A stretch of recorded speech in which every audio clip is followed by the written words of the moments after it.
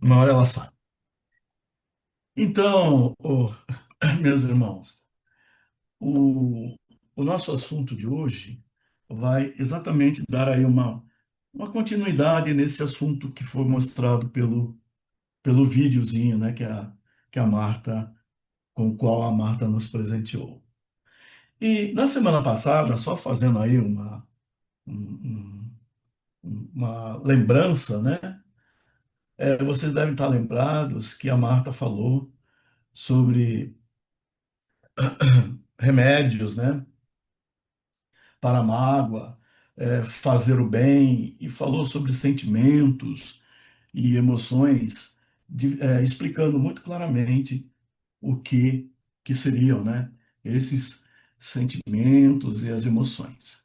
E hoje, a nossa palestrinha, nós vamos falar sobre provações e enfrentamentos com amor, que foi aquilo que vocês, o que nós acabamos de assistir, né, nesse videozinho, né, nessa historinha com o Chico, né?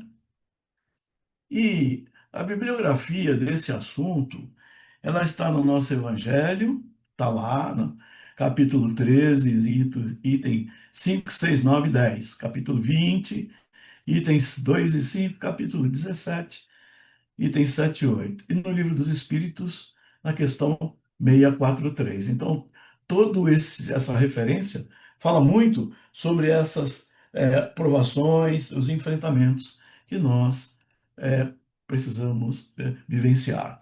E o vídeo do Chico Xavier, tá? Estará aí, ó, o link, né? Ele é do YouTube que a Marta passou para gente aí. E o que que acontece? Oh, perdão, gente. É, agora sim. A frase seria assim, olha, o verdadeiro propósito das dificuldades da vida é transformar-nos em seres melhores, em sintonia com as leis divinas, que foi o que nós vimos, né? Aí nesse videozinho, né?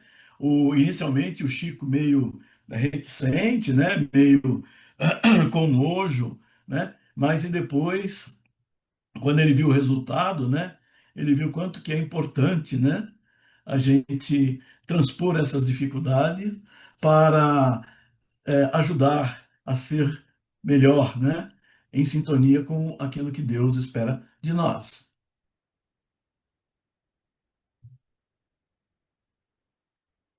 Então, à luz do Espiritismo, as provações e enfrentamentos na vida, eles são vistos como ferramentas fundamentais para o progresso do espírito imortal. Então, compreender essa realidade nos permite encarar as dificuldades com resignação, confiança e determinação. Acabamos de ver, né? Longe de serem punições, as provas são desafios voluntários e as expiações, mecanismos justos de reparação, ambas contribuindo para o nosso crescimento moral e espiritual, né? Então, mundo de provas e expiações. Tudo isso nos ajuda no nosso crescimento moral e espiritual. E no vídeo do Chico, nós podemos verificar a mensagem de amor, onde o orgulho e os preconceitos éticos dão lugar à caridade e superação para o bem próximo, né?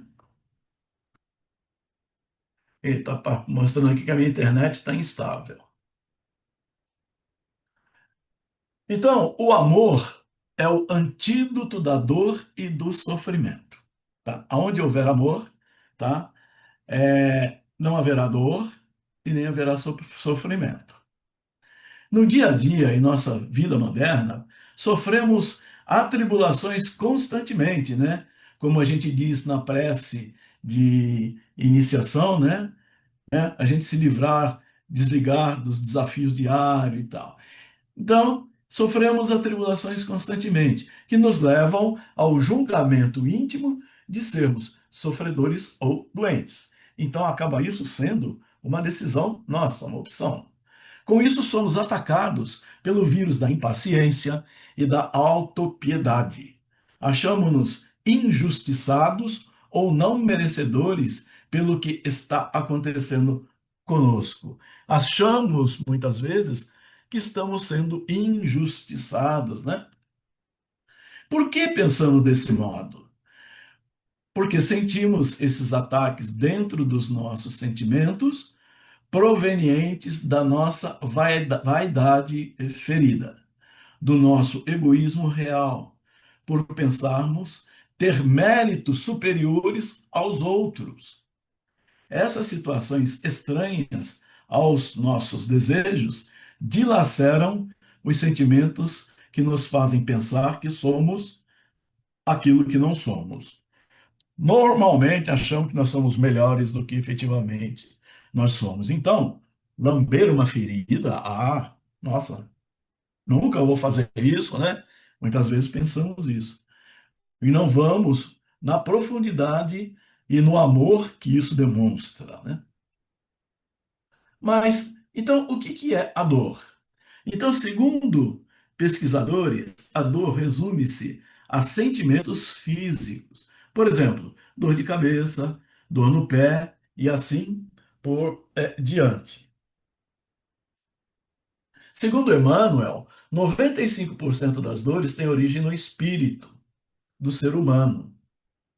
Apenas 5% são, na realidade, de origem orgânica, provenientes de defeitos na formação dos órgãos, dos seus funcionamentos e ou também de micro-organismos infectantes.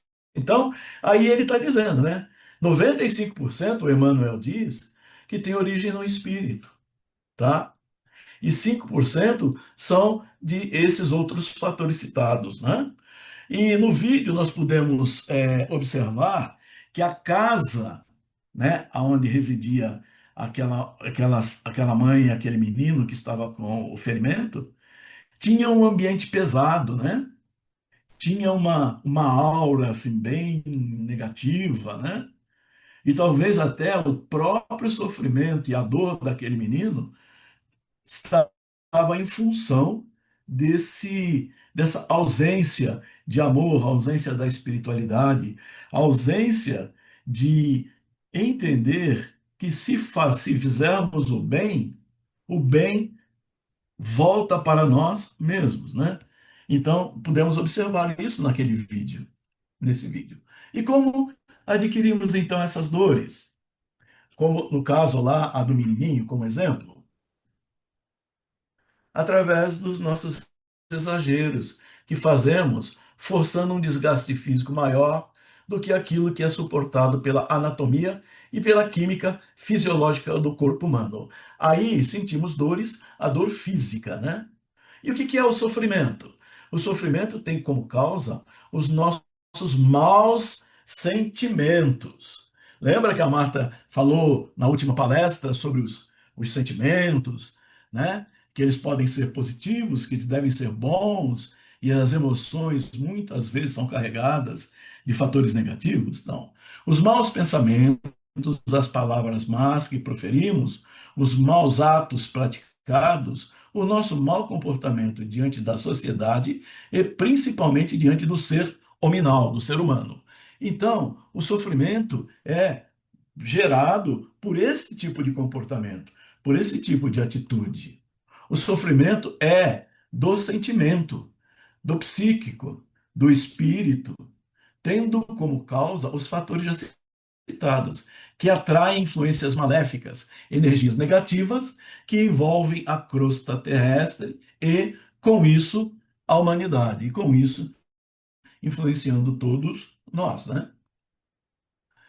Então, esses pensamentos inferiores acabam nos desequilibrando, muitas vezes transformando-os em atitudes egoístas, em ira, em inveja, em ódio, em rancores.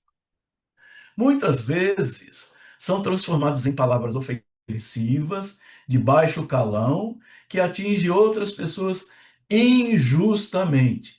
Quando proferidas, podemos causar infâmia e calúnia, né? Esse tipo de atitude negativa. Então, esses sentimentos, associados às influências negativas, permite-nos adquirir através da autoobsessão, mais a interferência mental de espíritos doentes, como nós.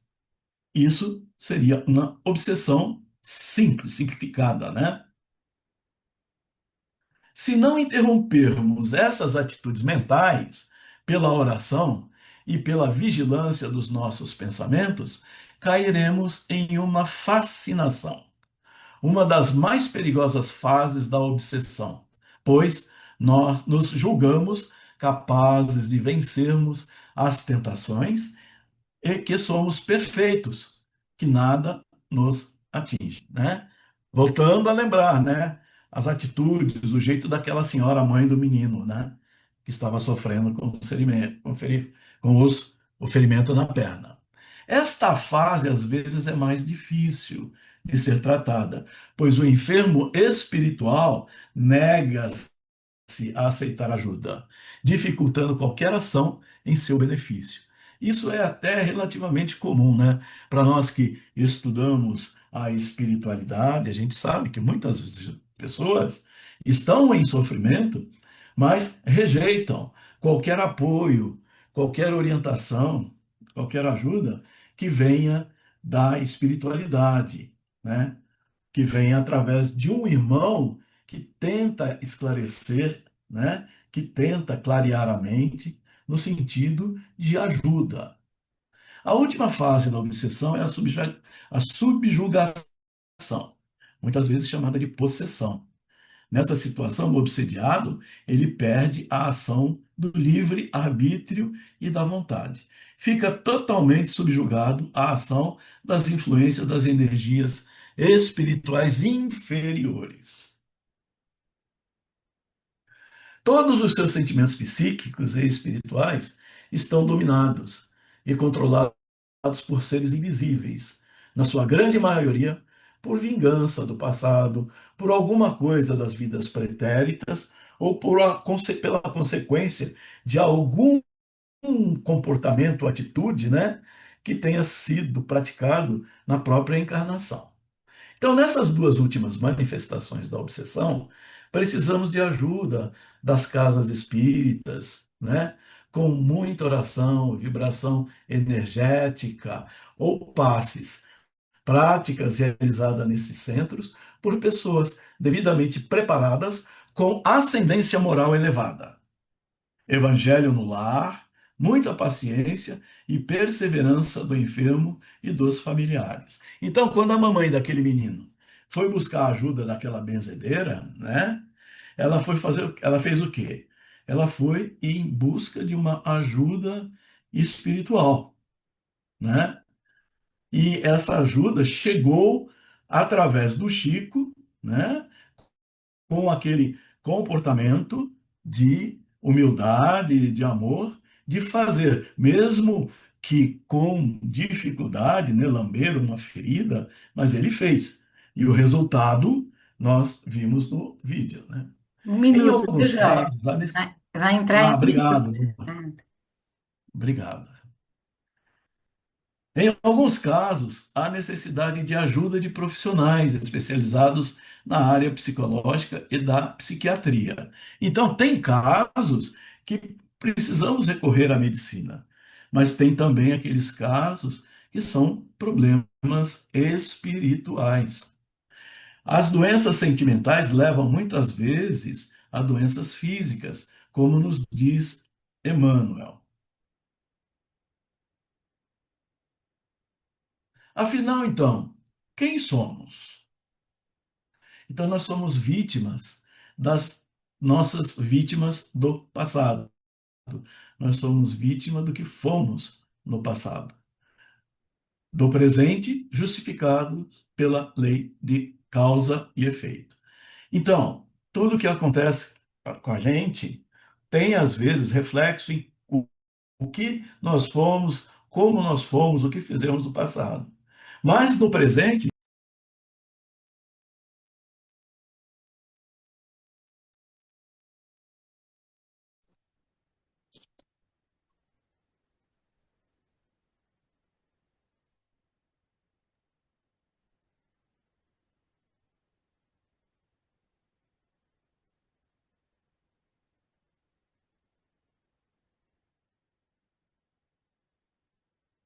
Minha internet também está piscando aqui, não sei a de vocês. A minha Eu tá tirei boa. até um vídeo para poder melhorar o som aqui A e minha não, tá não boa. ficar. A minha está picotando aqui.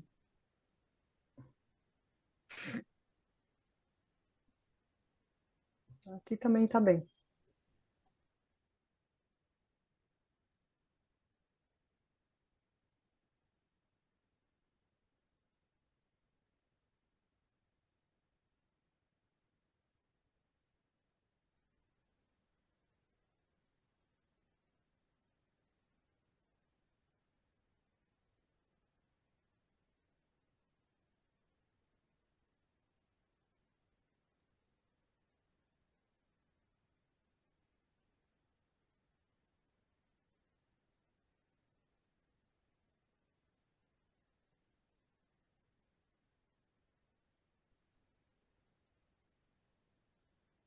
Pode ir, Jorge. Já está na tela e já estamos todos.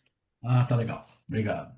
Ah, Então, eu estava dizendo, né, que nós, afinal, quem somos? Somos vítimas das nossas próprias atitudes, nós somos vítimas do nosso próprio passado e do presente através das leis de causa e efeito, é daquilo que praticamos na nossa atual encarnação.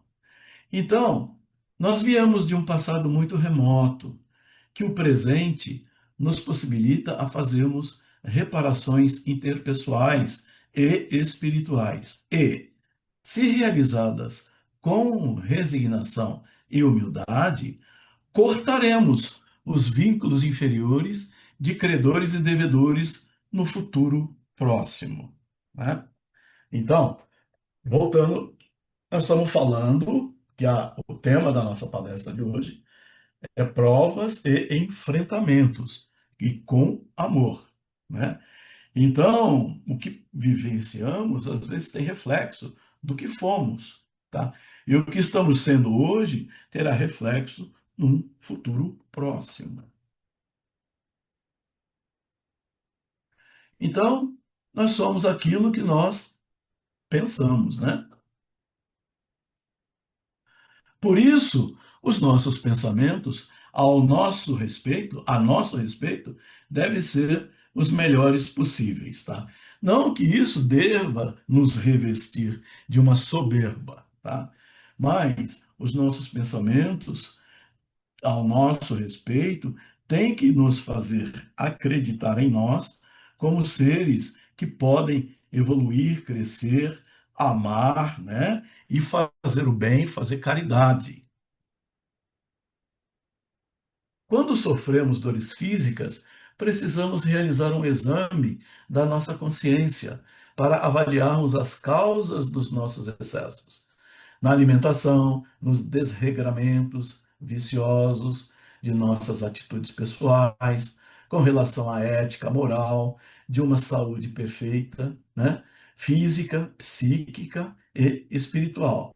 Então, nós temos que quando nós sofremos, precisamos fazer essa avaliação. Temos que olhar para nós mesmos e ver qual que será a base ou qual que será o motivo desse sofrimento. Lembrando sempre que tudo nos é oferecido para o nosso crescimento e para a nossa evolução. Então, nesse caso, devemos assumir as responsabilidades sobre as enfermidades adquiridas, pois nada mais são que os efeitos de atitudes erradas que tomamos por nossa livre escolha nessa existência. Também podemos passar por provas com dores kármicas que trouxemos de vidas anteriores.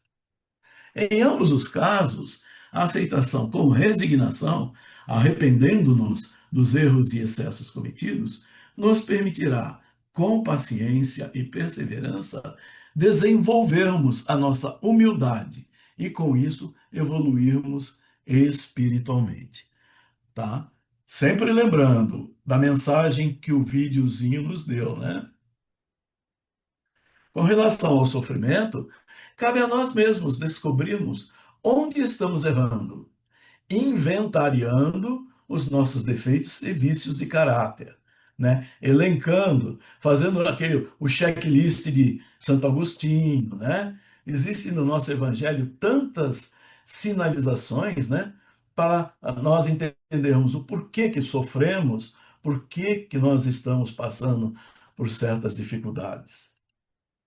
Assim poderemos corrigir os nossos desequilíbrios psíquicos e espirituais através da nossa reforma íntima, né? Constantemente ela aparece, né? A nossa reforma íntima. Mais uma vez somos chamados a aplicarmos um esforço incomum na prática de virtudes que modifiquem as nossas vidas. A duração das nossas dores e dos nossos sofrimentos será equivalente ao tempo em deve ser, é o tempo que causamos prejuízos a nós e a terceiros por pensamentos e atos. Eu errei aí uma palavrinha. O que devemos fazer para reparar as nossas faltas? Primeiro, reconhecer a nossa imperfeição, pois somos passíveis de erros dentro do nosso grau de evolução. Não basta só nós aceitarmos como seres em evolução. Precisamos aprimorarmos-nos, modificando os nossos defeitos de caráter, trabalhando o nosso íntimo, nos reformando. Aí a função da reforma íntima citada, né? E em segundo lugar, devemos cultivar o quê? A fé, através de bons pensamentos e atitudes altruístas para com os nossos irmãos. Foi o que o Chico fez ali no vídeo, né? Precisamos orar muito por nós, pedindo forças para vencermos as nossas tentações e as nossas maldades, vigiando-nos para evitarmos ao máximo de errarmos contra alguém ou a quem quer que seja. E podemos errar com nós mesmos, né? Então, devemos deixar de lado a toga de juízes perfeitos para condenar os outros e suas atitudes, mas sim nos colocando como réus diante de nós mesmos, pois recebemos aquilo que semeamos. Finalmente chegamos ao grande momento da nossa conquista, ou seja, da nossa transformação, que é esquecermos de nós mesmos e trabalharmos em benefício de terceiros, através da prática da caridade descrita no nosso Evangelho.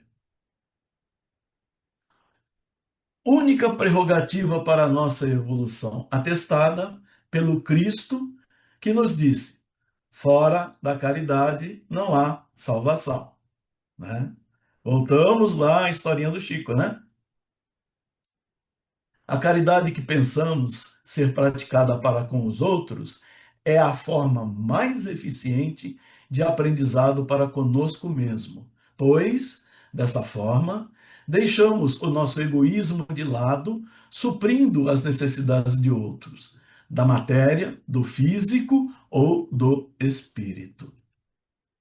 Esse socorro fraterno deverá ser desprovido de qualquer orgulho, vaidade e interesse.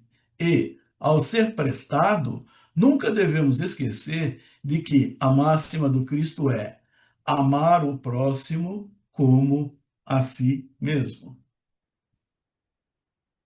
Qualquer tipo de condição imposta macula o ato da caridade e, com isso, deixa de ser benéfica para o nosso crescimento. A generosidade prestada, sem qualquer divulgação, né, no absoluto silêncio, é aquela que agrada a Deus. Ao lembrarmos de fazermos aos outros o que gostaríamos que os outros nos fizéssemos, estamos cumprindo com a lei do amor, né? Tem aquela citação que a nossa mão esquerda não veja o que a direita faz, né? Outra virtude que devemos desenvolver para o nosso crescimento é a prática ininterrupta e constante, tanta quantas vezes seja necessário, do perdão. Olha o perdão aí aparecendo também como uma ferramenta importantíssima para a prática da caridade, né? Jesus nos ensinou na oração dominical, né, no Pai Nosso, o maior código de ética moral deixado aos homens. Perdoai as nossas dívidas e as nossas ofensas, assim como nós perdoamos os nossos devedores e ofensores. Amar e perdoar os nossos inimigos dá-nos uma condição íntima de evolução espiritual, pois, aplicando as máximas ensinadas pelo Cristo, até mesmo para com aqueles que nos prejudicaram, que nada mais são que os instrumentos utilizados por Deus para que possamos provar o nosso crescimento interior. Naturalmente que amar os inimigos não significa ter o mesmo afeto e o mesmo carinho que temos para com um amigo ou familiar. É não desejar o mal, é esquecer as ações sofridas, deixando-as aos desígnios da lei de causa e efeito e perdoar e amar. Diante de Deus, o maior é aquele que apresenta a maior evolução moral. E como conseguimos essa elevação moral? Através da nossa renovação, vencendo as nossas provas e expiações do dia a dia, com cautela, paciência, perseverança no bem, cultivando a esperança de melhora íntima, pois só a prática da caridade nos elevará a uma posição melhor em nossa consciência nessa existência. No amor ensinado pelo Cristo, não no amor profano, vulgar, divulgado e apregoado pelos homens, é que crescemos, que avançamos, e ainda assim vamos encontrar-nos ensinamentos do insigne codificador, né? O principal ensinamento do espírita. Nos diz então Allan Kardec: conhece-se o verdadeiro espírita pela sua transformação. Então, esse amor dedicado de todas as formas aos nossos semelhantes é o maior antídoto de todas as influências maléficas que possuímos. Com o amor, deixamos de sentir as dores causadas pela nossa incompreensão da lei do amor e compreendemos o porquê dos nossos sofrimentos, ressaltados dos nossos desvios de caráter ético e moral, da ação dos nossos erros e dos vícios que praticamos, deturpando a própria verdade. Amar sempre a Deus em primeiro lugar e ao próximo como a nós mesmos. Que assim seja, graças a Deus. Então, meus irmãos, que nós possamos, né, entender, né, que as provas, né, os enfrentamentos, as provas estão aí. E como que nós enfrentamos essas provas? Tá? Se nós as enfrentarmos com amor, com caridade, com fé e determinação, nós estaremos ajudando ao próximo e fazendo aquilo que Deus espera de nós, né? E fazemos assim aquela pergunta, né? O que Jesus faria se estivesse no nosso lugar? O que Jesus faria se estivesse ali naquele lugar do Chico? Jesus faria o que o Chico fez, tá? Então, uma boa noite a todos e muito obrigado. Que Deus nos abençoe.